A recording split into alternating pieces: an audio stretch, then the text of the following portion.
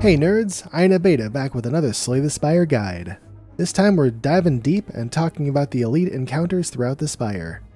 If you've spent even a few minutes in the Spire, you've seen elite fights. They're tough, they probably killed you at some point, and as we've discussed in our previous 10 tips guide to conquering the Spire, they're probably the most important encounters for you to be preparing for and taking whenever possible, especially early on. It should go without saying that this guide is packed with spoilers about these fights, and I've taken the liberty of breaking down each encounter into chapters listed below the video, should you want to jump to a specific fight or return to one down the line. And you're always welcome to comment below with any questions or added pointers.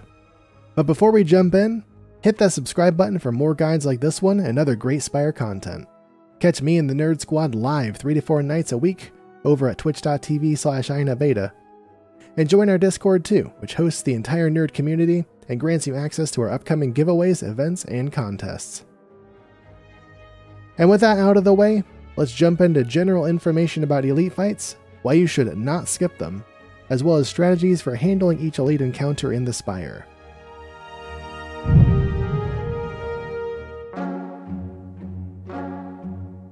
For newer players, it can seem really daunting to get through elite fights, and it feels like a no-brainer to skip them. They're more difficult, they deal a lot of damage, and this game's already hard enough, so just forget them, right? While this seems correct at the outset, there are many reasons why elites should actually be sought out if you can take them, and skipping elite fights actually hurts you in the long run as you make your way up the Spire. The first reason you should be taking more elite fights is that elites are probably going to be your best source of picking up relics in any given run. Sure, there are other means of obtaining them, but the ability to gain 2 to 3 relics from elite fights across each act is incredibly valuable. Also, if you happen to pick up the Black Star from the last boss you downed, or by swapping your starter relic at the beginning of the game, then you get double the relics from each elite, making them an even more important source of relics throughout the rest of the run. There's also Preserved Insect, which makes any elite you fight, including the Spire Shield and Spear in Act 4, start with 25% less HP. Getting double the relics from each elite you defeat, or having 25% of the damage done for you upon arrival is absolutely huge in these fights. Lastly, the Slaver's Collar boss relic gives you 1 more energy per turn specifically in elite fights, which could be a great edge if you're looking for just a little more energy per turn to make it through safely. Getting 1 or more of these elite-minded relics can make elite hunting all the easier and more profitable for you. The next reason to take on elites is that they are more predictable. This is especially true at higher ascensions in Act 1 where, outside of events, Goblin Knob always follows the same exact attack pattern, Lagavulin always follows the same exact attack pattern, and yep, Tri-Sentries also follow literally the same attack pattern, every single time you fight them. Also in each act, elite fights are always the same 3 fights, compared to normal fights which are randomly selected from a much larger pool each act. Additionally, once you fight one elite, you're guaranteed to not see that same elite again in the next elite fight you take, making the next fight that much more predictable. Outside of minor HP variations and whatever buff they get by being empowered, denoted by the elite symbol with flames around it, elites are always the same strength at any point in the act. Compare this to normal fights you encounter throughout an act, which are much more difficult after the first 3 fights in Act 1 and after the first 2 fights in Acts 2 and 3. This predictability can be a huge boon if you've taken the Runic Dome relic, as it can be relatively easy to predict the intent of many elites even if you can't directly see what they're doing, especially if you use the Slay the Spire reference, which I highly recommend. It's linked in the details if you haven't seen it yet. There are a few less impactful but still important reasons to fight elites also. In addition to the same card choice and potion drop you get from any normal fight, elites also drop an increased amount of gold per fight compared to normal fights. You get 25 to 35 for elites versus 10 to 20 for normal fights. This increased gold drop can make or break a purchase at a store in your chosen path. If you're going for a heart kill, you must fight at least 1 elite somewhere in the first 3 acts, the Empowered Elite. This elite can be any of the 3 elites in the current act, but will have increased strength or max HP, or will start with metallicize or regen stacks that persist throughout the combat. It's a necessary challenge to take on in order to go up against the heart, so if you plan to get through Act 4 eventually, utilize the information in this guide and get that elite practice in early. Speaking of the Empowered Elite, Niao's Lament makes the next 3 fights you encounter have only 1 HP, so if you can path your way into an elite fight or 2 without other fights beforehand, you have access to some easy relics and card rewards. This is all the more effective if you can make the Empowered Elite one of your first 3 fights. Given all the great reasons listed above to add elite fights into your runs, it doesn't mean that you should take every elite fight possible, and it by no means translates to those fights being easy. Always pay attention to your build and think through the strengths and weaknesses of the upcoming elites before committing to an elite fight. Some fights just might not be in the cards, pun intended, and might need to be skipped, especially those early Act 2 elites. That's booty. Man, dies next turn, dude.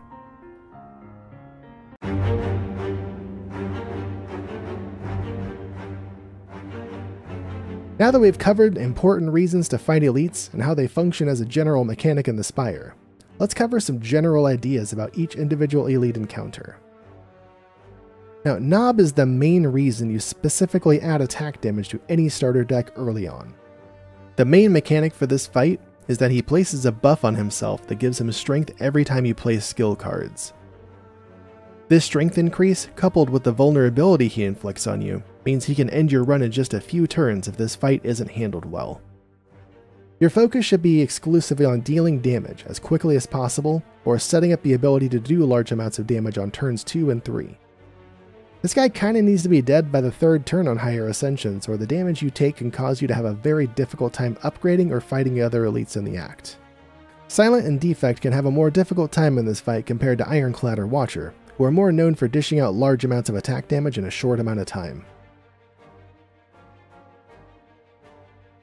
Lagavulin spends the first 3 turns of combat asleep unless you deal enough damage to it. Use those 3 turns to put powers and scaling into play, exhaust unwanted cards, and line up synergies. Playing Bash or Terror, summoning orbs, or getting into Wrath stance before dealing damage the following turns are all good ways to start the fight ahead on damage. During its first 2 turns awake, plan to do a combination of dealing damage and mitigating damage to conserve HP. During its 3rd turn awake, it will not attack you. You can focus completely on dealing damage, so it pays to set up your ability to deal damage effectively on this turn, such as keeping it vulnerable or using retain or card draw to help ensure you have damage cards available that turn. After this turn, it debuffs your strength and dexterity, making it harder to deal and mitigate damage the rest of the fight, so you generally want this guy dead before this, or you're looking at recovering from a lot of damage afterwards. In the Tri-Sentries fight, you have to deal with 3 enemies who alternate between attacking you for around 10 damage, or adding multiple dazes to your deck each turn. It is extremely important to kill one of the sentries on the outside as quickly as possible. Turn 2 is a general target, but turn 1's even better. This prevents having to block 20 damage every other turn, which is hard for beginning decks to do efficiently, and significantly reduces the amount of dazes added to your deck. The amount of damage you'll take throughout the fight generally goes way up if all 3 sentries are alive past turn 2, since you'll have so many dazes screwing up your draw after that. Great solutions to this fight include cards that synergize with dazes, like Feel No Pain, Fire Breathing, or Evolve, or any AoE damage. Options to generate passive block like Orichalcum, Metallicize, or Frost Orbs, and any card draw can all work wonders in reducing chip damage. A theme you may have noticed in all these fights is that there are races to end the fight before certain turns. Nob by turn 3, Lagavulin by its 4th turn awake, or downing one of the sentries by turn 2. This principle is pretty clear cut in the Act 1 elite fights, but it persists through all the elite fights in Acts 2 and 3 as well. The ability to finish fights quickly or outscale the enemy cannot be understated.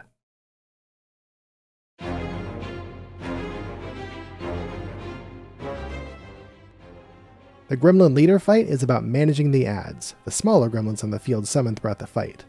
Having only 1 add on the field makes the leader much less likely to attack, and there's an even smaller chance for her to attack if there are 0 adds on the field. Ideally, you want to be able to down the 2 adds in 1 turn, and then also deal damage to the leader that same turn and the next turn while she calls new adds or buffs. Otherwise, be prepared to block a high amount of damage and then deal with those adds as quickly as possible afterwards. This is probably the least predictable of the elite fights in Act 2, as she can be doing a number of things on a given turn, compared to the next 2 elites who are basically just attacking you non-stop.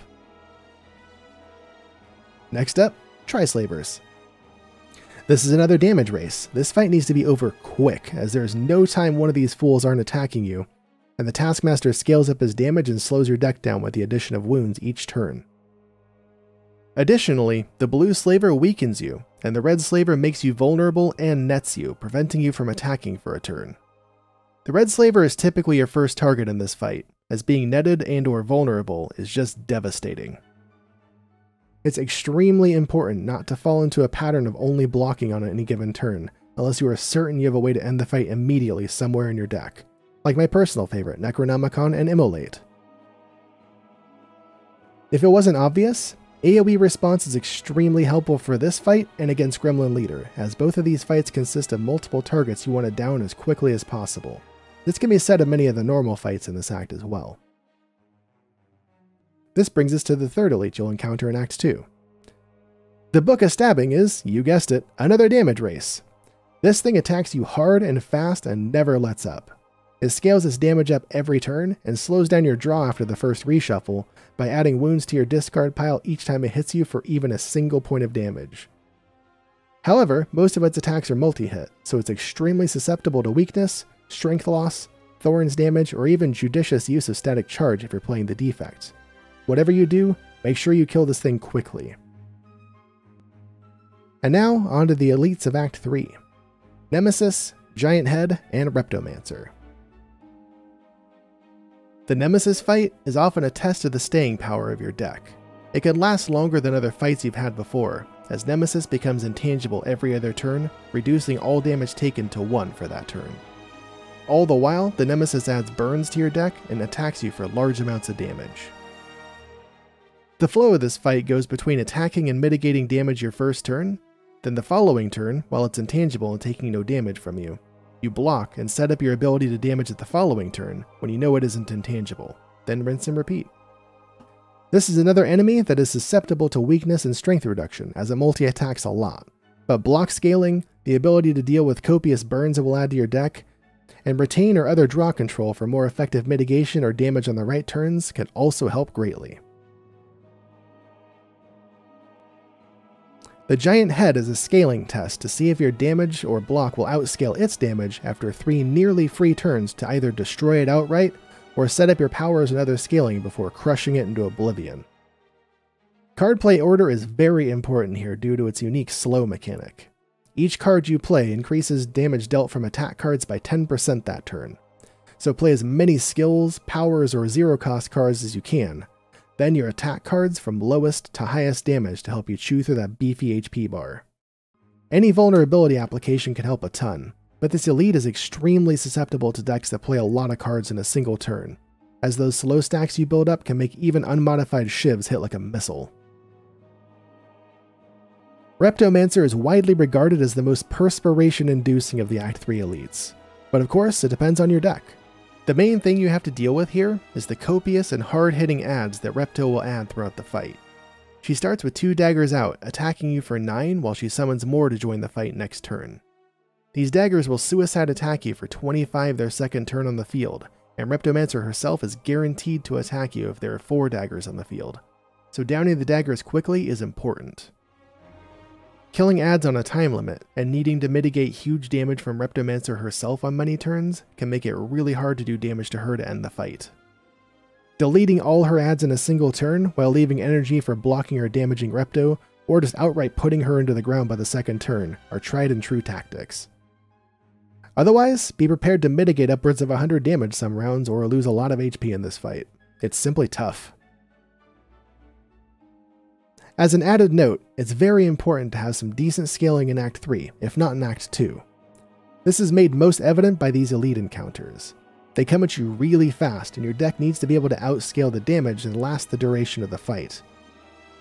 For more info on scaling your deck, make sure to check out the aforementioned 10 tips guide we put together on Conquering the Spire.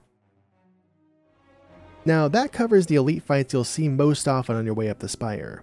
But there is one more that you are guaranteed to experience if you make your way to the heart in Act 4, the Spire Shield and the Spire Spear. Unlike other elites in this game, you have to do this elite fight, as there is only one path through Act 4 to the heart fight, and these two are right before it. There's a mechanic found in this fight that you won't experience anywhere else in the Spire. These two enemies surround you, causing whichever one of them your character is facing away from to deal 50% more damage. Single target actions will cause you to turn towards the enemy that you target. This includes any attack, debuff, or potion that requires you to choose a target with the target arrow, which you've seen on your way up the Spire at this point. So use this knowledge to mitigate damage effectively. The Spire's shield is typically the enemy you want to target first. It has much lower HP than the spear, it lowers your strength, dexterity, or focus if you have orb slots, and also protects itself and its counterpart with high amounts of block. The Spire's spear will usually be attacking you, and when it does, it's always a multi-attack. If it isn't attacking you, it's providing a strength buff to itself and the shield, putting even more pressure on you. As if that wasn't enough to deal with, the spear will also add burns to your deck on certain turns, slowing down your draw. On Ascension 18, these burns are always added to your deck on the first turn, and they're added to the top of your draw pile, so you're guaranteed to draw 2 less usable cards the second turn of combat, which usually coincides with the spear and shield attacking you at the same time, making damage mitigation very difficult. On top of all this, they start combat with artifact stacks, making it more difficult to apply debuffs. Many veterans of this game will say that this fight is often harder than the heart fight, and I think you can see why. As this is a multi-enemy fight, AoE damage and debuffs like Whirlwind, Conclude, Electrodynamics, Corpse Explosion, or Corrosive Cloud tend to be very useful here. It doesn't matter which way your character is facing when you use AoE cards or potions. They still affect both enemies. If you're on Ascension 18+, prepare for the nasty turn 2 that you're guaranteed to have by having draw on hand. Potions or retained draw cards are extremely useful. Otherwise, better hope you draw an answer for that turn in the 3 to 5 cards that you'll see. Remember that targeted potions can be used to turn your character towards the enemy attacking you for the most damage, in the event that you don't draw a single target card, or you aren't able to play it for some reason.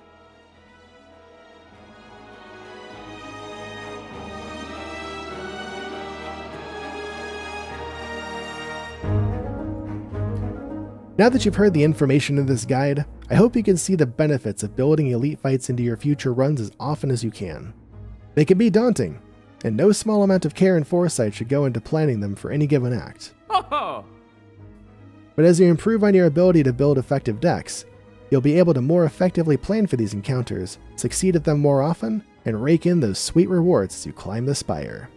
If you caught the merchant's question, make sure to answer it down below and hit that subscribe button for more guides and other awesome Spire content. Catch us live 3 to 4 nights a week over at twitch.tv/iinnovata, and join our Discord too. We'd love to hear from you there. As always, thanks for watching, and good luck in the Spire.